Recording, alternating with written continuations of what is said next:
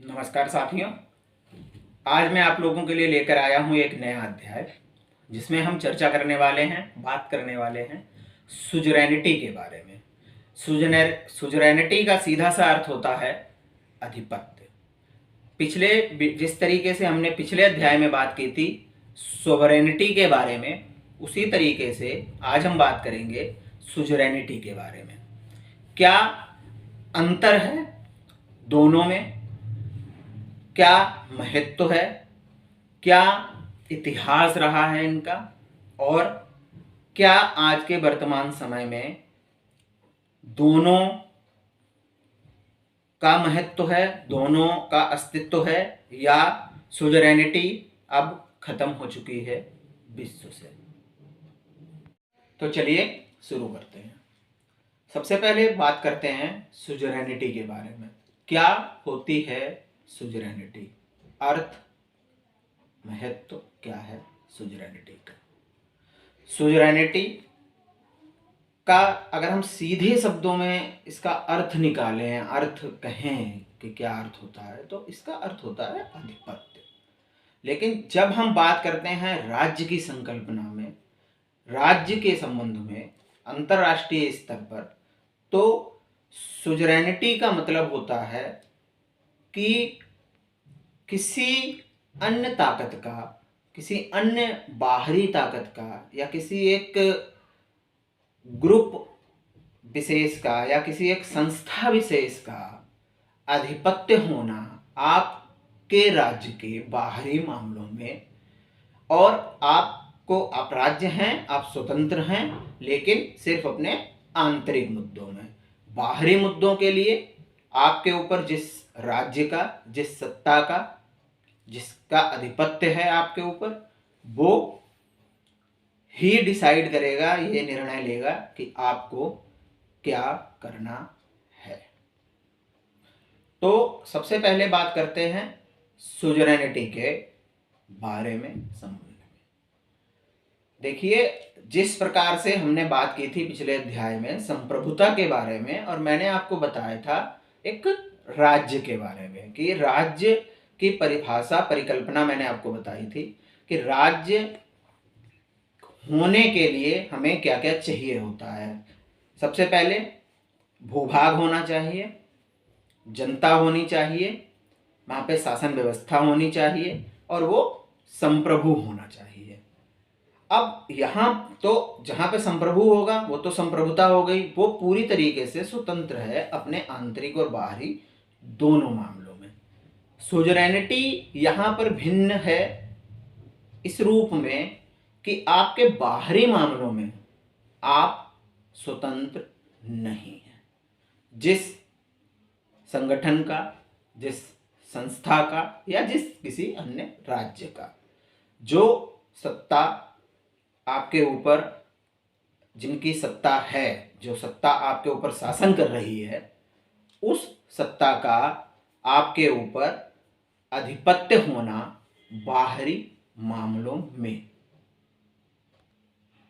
तो एक लाइन में अगर हम संप्रभुता और आधिपत्य यानी सोवरेनिटी और सुजरैनिटी के बीच का अंतर समझने की कोशिश करें, जानने की कोशिश करें, तो सीधा सा अर्थ है कि अगर आप संप्रभु राज्य हैं तो आप अपने आंतरिक और बाहरी दोनों मामलों में बिल्कुल स्वतंत्र हैं निर्णय लेने के लिए।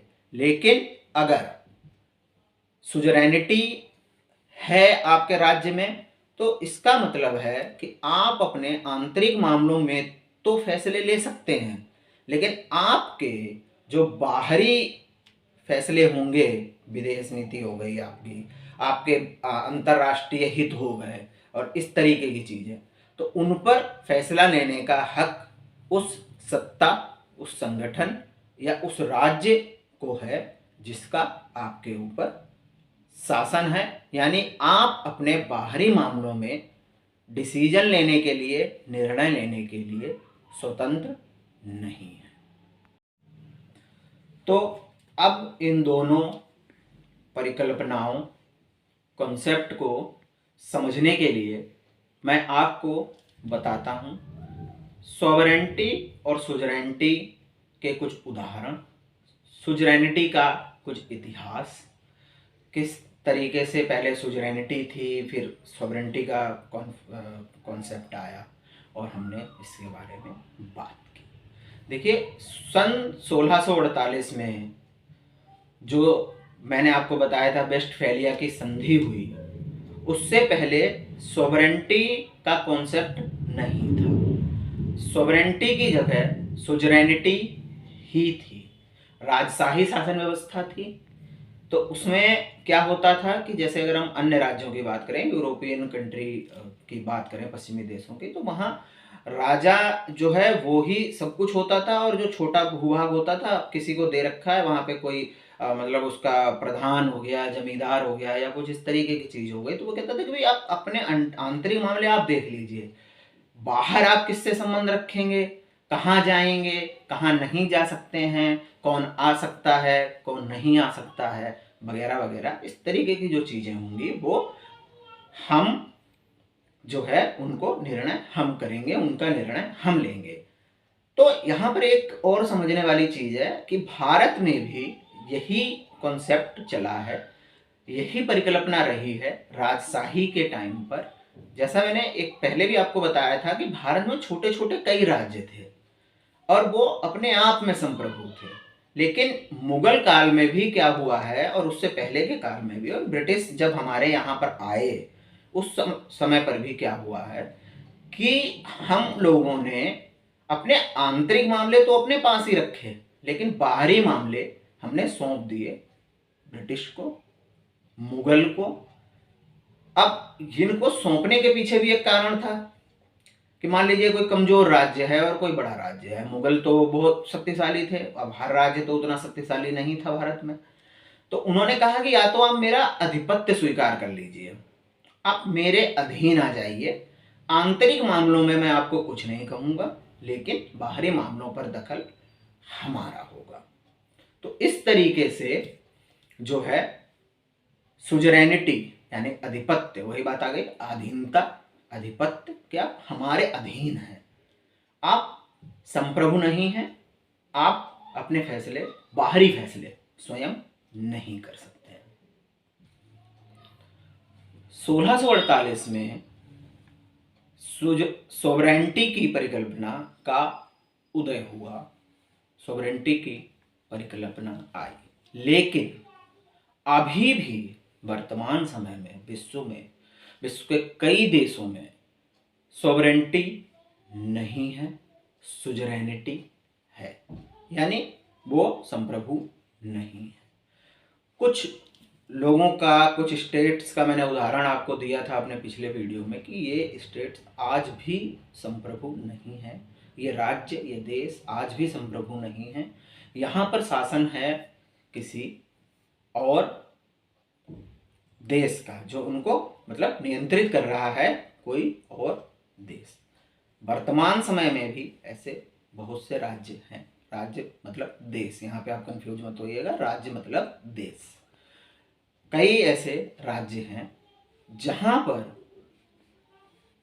आज भी सोवरेनिटी न होकर के सुजरैनिटी है। मैं आपको एक छोटा सा उदाहरण देता हूं हांगकांग का।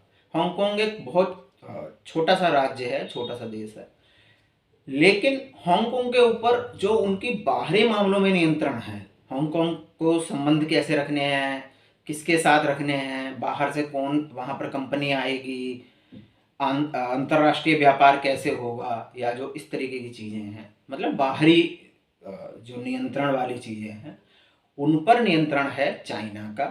और अपनी आंतरिक व्यवस्था में हांगकांग स्वतंत्र है, उसे अपने अंदर, अपने देश में क्या करना है। ऐसा ही मैं आपको एक उदाहरण और देता हूं, संयुक्त राज्य अमेरिका, जिसे हम अमेरिका के नाम से सामान्यतया जानते हैं। अमेरिका जैसा इसके नाम से ही पता चलता है, संयुक्त राज्य अमेरिका, ये 50 या 51 राज्यों का एक समूह है, और ये सारे राज्य मिलकर के बनाते हैं अमेरिका। यहां पर ये चीज ध्यान रखने वाली है, हर राज्य का, अब यहां पर राज्य आप ऐसे समझिए जैसे राज्य का मतलब यहां पर है उत्तर प्रदेश, बिहार, मध्य प्रदेश, महाराष्ट्र, ऐसे ऐसे जो छोटे छोटे या हिस्से हैं अमेरिका के, उनका अपना संविधान है और वो अपने आंतरिक मामलों में स्वतंत्र हैं कुछ भी डिसीजन या निर्णय लेने के लिए। लेकिन जब वहां पर बात आती है राष्ट्रीय हित की, विदेश नीति की, तो वहां पर निर्णय लेता है केंद्रीय शासन, जो अमेरिका का केंद्रीय शासन है, केंद्रीय शासन व्यवस्था है। तो चलते चलते मैं आपको ये बताना समझाना चाहता हूं, मेरे अनुसार आज के वर्तमान विश्व में, वर्तमान समय में सॉवरेनिटी और सुजरेनिटी, संप्रभुता और आधिपत्य, दोनों परिकल्पनाएं, संकल्पनाएं साथ साथ चल रही हैं। क्योंकि ऐसे बहुत से राज्य हैं जो संप्रभु हैं, उनके आंतरिक और बाहरी मामलों में किसी का कोई दखल नहीं है। लेकिन इसके साथ साथ ही ऐसे भी राज्य हैं जहां पर सॉवरेनिटी और सुजरेनिटी दोनों देखने को मिल जाएंगी, जैसे कि अमेरिका और हांगकांग जैसे राज्य भी हैं जहां पर सॉवरेनिटी नहीं है, सिर्फ सुजरेनिटी है। तो साथियों, ये मैं आपको बताना चाहता हूं कि अब हम अगले अध्याय में बात करेंगे दासता के बारे में। पहले हमने पिछले अध्याय में बात की थी संप्रभुता के बारे में, इस अध्याय में हमने बात की आधिपत्य यानी सुजरेनिटी के बारे में। अगले अध्याय में हम बात करेंगे दासता के बारे में और क्या भिन्नताएं हैं तीनों में, खासकर क्या भिन्नता है सुजरेनिटी और दासता यानी आधिपत्य और दासता के मामले में, दोनों एक दूसरे से कैसे भिन्न है। उम्मीद करता हूं आपको वीडियो पसंद आया होगा। थैंक्स।